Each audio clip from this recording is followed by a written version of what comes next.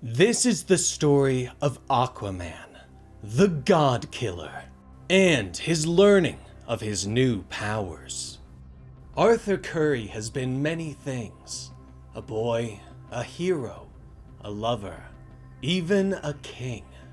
But this is the story of the Dark Tide.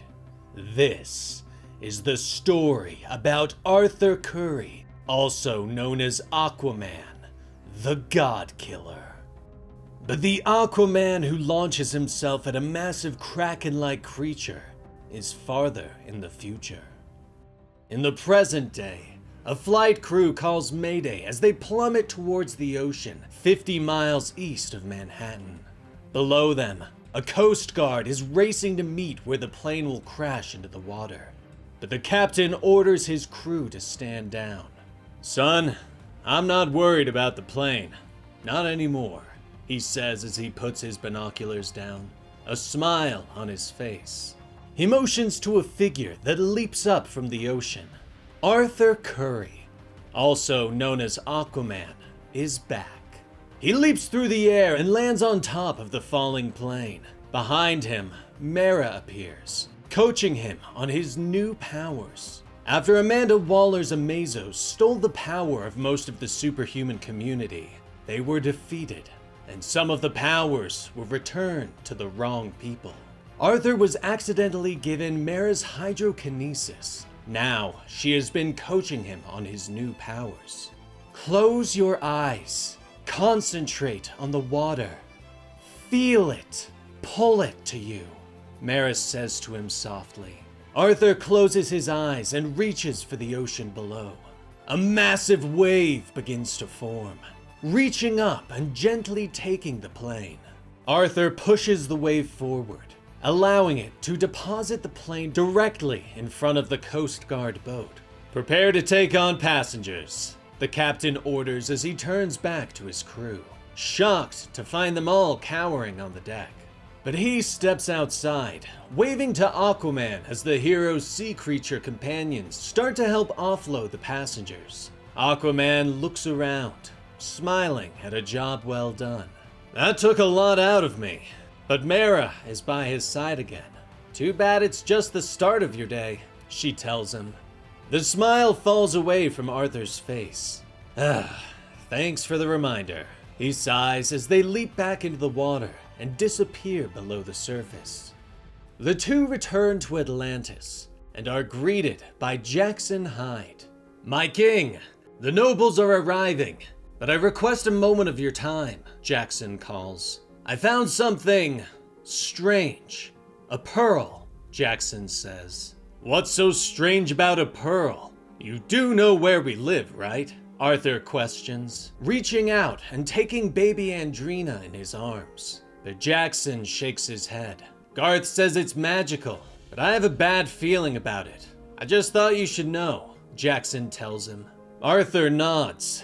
"If you find anything else, come get me, especially if I'm in a meeting," he orders. But Jackson smiles and turns away.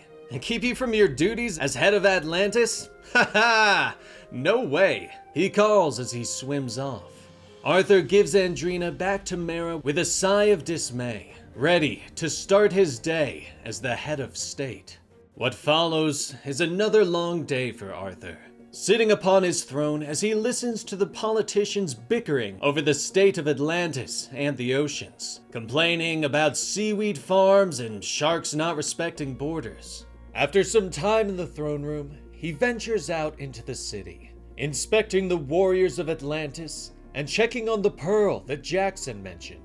After returning to the throne room, he is interrupted by reports of an attack on the surface. Aquaman leaves the city with a sigh of relief. It is time for some action. Daytona Beach, Florida. The massive watery monster roars as it steps from the ocean, its massive tentacle reaching out and slamming into the buildings. Aquaman rockets from the water and leaps at it, but he passes right through it and lands on the other side of the beach. Arthur looks back in shock at the fully sentient creature of water as it roars at him again. It lashes out with one of its tentacles, hitting Aquaman hard enough to knock him into another building. Arthur slams through the wall and into a nearby bathtub. After a moment, he groans and opens his eyes to see a concerned elderly couple staring down at him.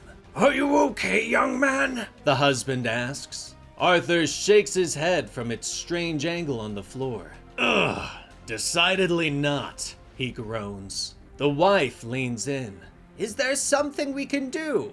she asks. But Arthur pulls himself up and leaps back out through the hole he created. "Stand back," he tells them. Arthur rockets towards the monsters again, but once more it knocks him away. That's when he decides that brute force might not be the answer. Arthur stops and reaches out with his new powers, remembering what Mara taught him. He pulls at the water, and it suddenly seems to pop like a bubble. Arthur opens his eyes, and the monster is gone, returned once more to the ocean. It's gone. Just the quiet of the ocean remains. The sounds of fish and water and Arthur! Mara shouts into his mind. Arthur's eyes flash open, and he leaps back into the water, swimming as fast as he can to Atlantis. But he pulls up short, shocked to find the city destroyed before him, empty save for the floating pearl, which glows with a golden light. A short time later, Arthur has arrived at the Justice League Watchtower and found Batman, Wonder Woman, and Zatanna. "I've never seen anything like this," Zatanna whispers as she weaves spells around the pearl, while Arthur informs Bruce and Diana about what happened to Atlantis. "Are they?" Batman begins to say, but Aquaman shakes his head. "Dead? I don't know. All of Atlantis is gone, save for that pearl," Arthur explains. Zatanna turns back to the group, explaining that the pearl is something ancient and powerful, a magic that is lost to even her. But she has some good news. "I have found one corresponding thread, a similar vibration," she explains. A short time later, the three heroes have arrived at a strange location in one of the deepest parts of the ocean. The three find a strange archway, covered in seaweed and sea life. Suddenly, the pearl begins to glow in Arthur's bag. "The pearl! It's glowing!" he calls to the other two. Batman shouts at him over the comms from his nearby submarine. "We need to go! It could be priming to explode!" Batman shouts, but Aquaman shakes his head as he holds the pearl up. The ocean around him lit in gold. "No, I don't think so," he whispers. The pearl suddenly launches from his hands and streaks towards the archway. The archway suddenly glows brightly. The light nearly blinded the heroes. "Arthur, do you know what it is?" Batman asks over the comms as Aquaman swims forward. "It's a gate," Arthur whispers. He looks back to his friends. He tells them that he has to go, that it could lead to Atlantis, to Mara and Andrina. "Then go. Go with the blessing of the gods. Go and find your people. Find your wife," Diana tells him. Batman nods. "And if anyone stands in your way, give them hell," he growls. Aquaman nods and launches forward, passing through the gate and disappearing. There is a bright flash of light, and when Batman and Wonder Woman look again, their eyes widen in shock. The pearl is gone, and the archway is clear once more.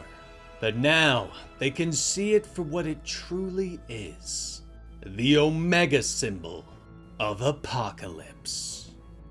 And that was the complete story for Aquaman, issue 1 by Jeremy Adams. This was the first issue of Aquaman after the Absolute Power event, which I will link down below. So, if you enjoyed this and want to see more of it on the channel, let me know in the comments below. And if it's popular enough, we'll continue it. And if you want more videos every Monday, Wednesday, and Friday, subscribe to the channel and make sure your notifications are turned on. I'm Dan with Comicstorian, and we will see you next time. Rest in peace, Benny.